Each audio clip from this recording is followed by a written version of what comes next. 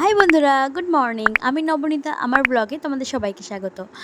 দেখো, ভিডিওটা প্রথমেই শুরু করছি চা। হ্যাঁ, ওটা চাই। আমার বরের জন্য চা করলাম সকালবেলায়, আমার জন্য ম্যাগি করে নিলাম। তো ম্যাগিটা আমি ভাবছি একটু ভালোভাবে দেখাই, কেননা ম্যাগি অনেক লাভার আছে, তো তাদের দেখতে অনেক ভালো লাগবে। যাই হোক, ম্যাগিটা আমি ভীষণ টেস্টি ছিল। ম্যাগি আমি যখনই খাই তখন টেস্ট হয়। যাই হোক, তো ছেলের জন্য দুধ জাল করে দিলাম, কারণ ছেলেকে কী খাওয়াবো, ওকে তো দুধই খাওয়াতে হবে, যেটা পুষ্টি, যেটা ক্যালসিয়াম, সেটাই খাওয়াতে হবে, তাই না?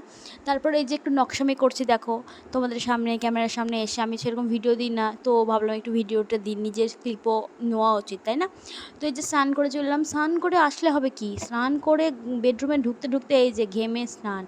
কিন্তু বিষয়টা হচ্ছে এসি চলছে, কিন্তু এসিটা তো ঠান্ডা করতে টাইম লাগবে, তাই না? তো যাই হোক, ঘেমে এখন স্নান হয়ে গেলে আর কিছু করার নাই, গরম ওয়েদার, গরমটা তো লাগবেই, এটা স্বাভাবিক। এইবার এই যে আমার ক্রিম, এগুলো A to Z কী কী আমি ক্রিম লাগাই সেটা তোমাদের সাথে শেয়ার করব, কিন্তু বিষয়টা আমি সব শেয়ার করিনি, মানে সবটা দেখাতে পারিনি, দেখাইনি, কেননা ভিডিওটা অনেক লং হয়ে যাবে, তখন তোমাদের হয়তো ভালো লাগবে না, বোরিং লাগবে। তো তোমরা যদি চাও আমি ডেতে কী করে আমার স্কিন কেয়ার করি, সেই ভিডিওটা আমি একটা শর্টে নিয়ে আসবো, তোমরা দেখে নিও, ঠিক আছে? তো এই যে আমার নকশামিটা হয়তো হয়ে গেল, তারপরে যে সিঁদুর একটু টিপ পরে নিজেকে ফাইনালি আমি একটু সাজিয়ে গুছিয়ে নিলাম। তারপর পুজো দিয়েছিলাম, পুজোটা কিন্তু একটু স্কিপ হয়ে গেছে, ঠিক আছে? একটু স্কিপ হয়ে গেছে, কেননা আজকে মায়ের বাড়িতে যেতে হতো। মায়ের বাড়িতে আজকে বলেছিল সকাল সকাল চলে আসবি। আমার যেহেতু এই বাড়ি থেকে মায়ের বাড়ি 5 মিনিট লাগে না যেতে, গাড়িতে 5 মিনিট লাগে না আর কি। তো একটু সেজে গুজে রেডি হয়ে মায়ের বাড়িতে চলে গেলাম।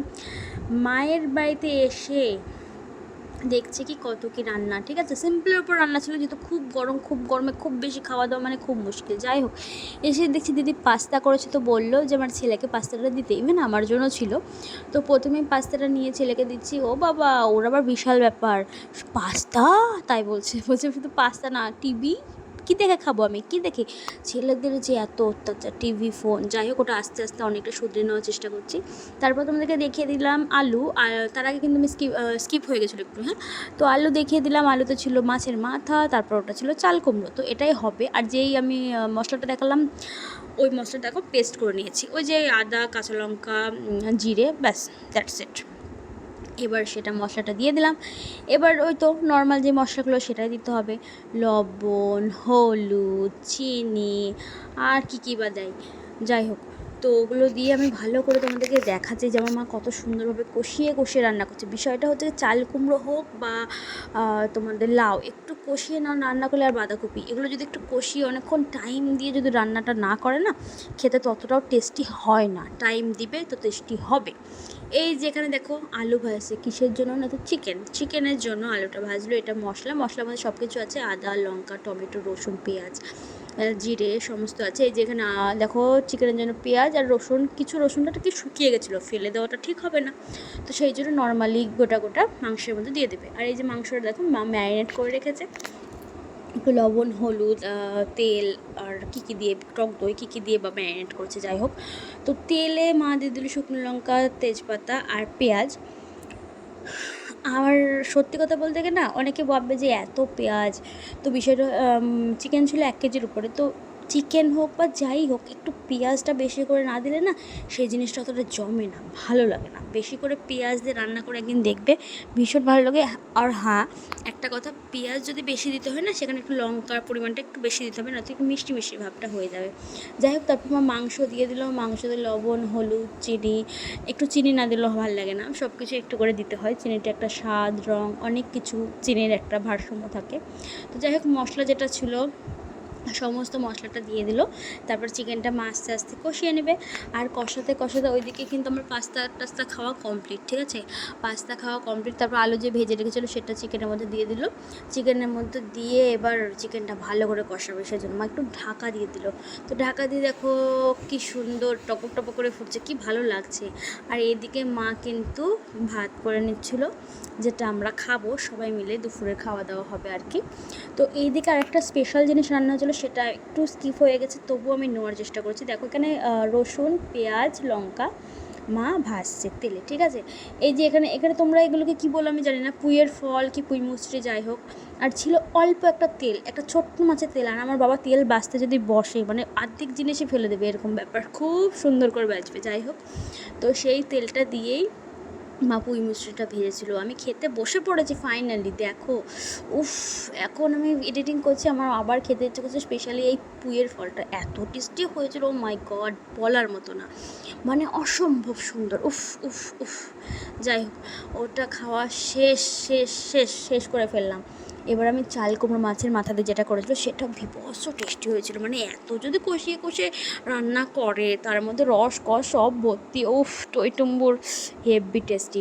আর অ্যাট লাস্ট এই যে চিকেনটা আমি ঢেলে নিলাম। দেখো চিকেনের লেগ পিসটা তো দরকারি, মানে চিকেন হোক কি মাটন, লেগ পিস আমার জন্য আসবেই। সেটা মায়ের বাড়িতে হোক কি শ্বশুর বাড়িতে হোক, আমার বড় নিয়ে আসবে কি আমার বাবা নিয়ে আসবে, চিকেন বা মাটন লেগ পিস আমার চাই। যাই হোক, তো আস্তে আস্তে লেগ পিসটা আর হবে না, যে আমার বাচ্চা কাচ্চাগুলো না এখন ওরাই খেতে ব্যস্ত।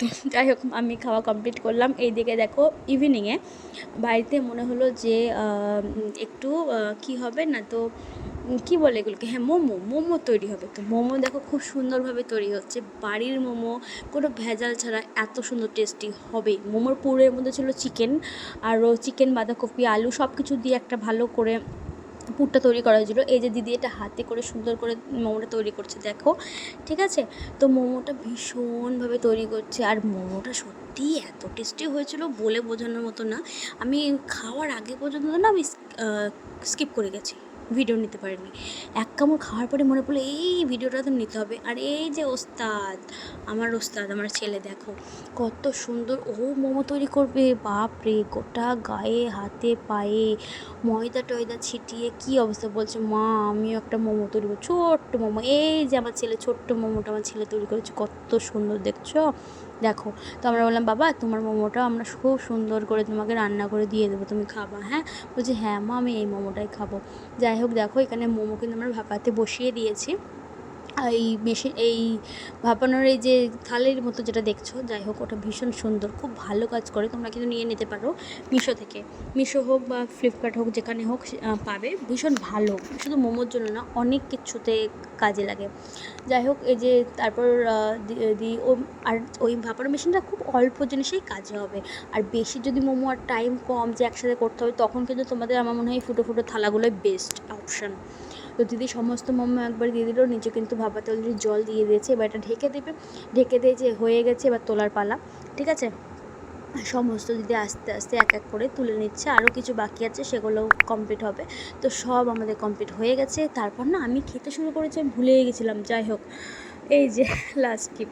ভালো থেকো, সুস্থ থেকো, আর হ্যাঁ, ভিডিওটা ভালো লাগলে লাইক কমেন্ট শেয়ার, ভালো থেকো সবাই।